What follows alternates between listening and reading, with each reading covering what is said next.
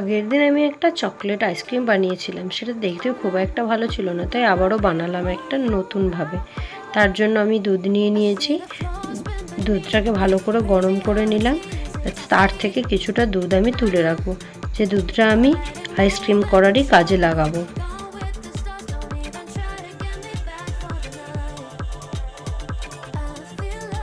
এর মধ্যে কিছুটা কর্নফ্লাওয়ার দিলাম আর তাতে তুলে রাখা দুধটা দিয়ে দিলাম।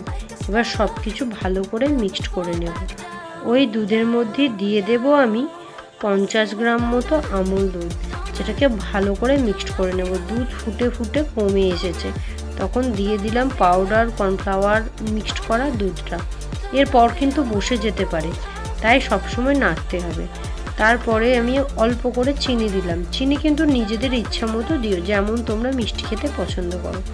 এখানে কিন্তু কড়াইয়ে নাড়ানোটা ছেড়ে দিলে হবে না। দিয়ে দিলাম 3টে এলাচ আর দিলাম কাজু পেস্ট। কাজুগুলো হালকা করে ভেঙে দিয়ে দিলাম।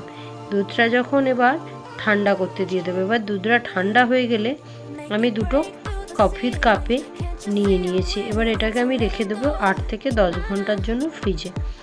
এবার আমি পরের দিন এটাকে করার জন্য ডেয়ারি মিল্ক নিয়েছি, সেটাকে গলিয়ে একটা কাপের মধ্যে ঢেলে নিলাম। আইসক্রিমটা আমি বের করে নিয়েছি। এবার কাপের মধ্যে দিয়ে আমি ভালো করে এই আইসক্রিমটাকে মিক্সড করে নেব। কিছুক্ষণ পর এই আইসক্রিমটা সেই চকলেটটাকে টেনে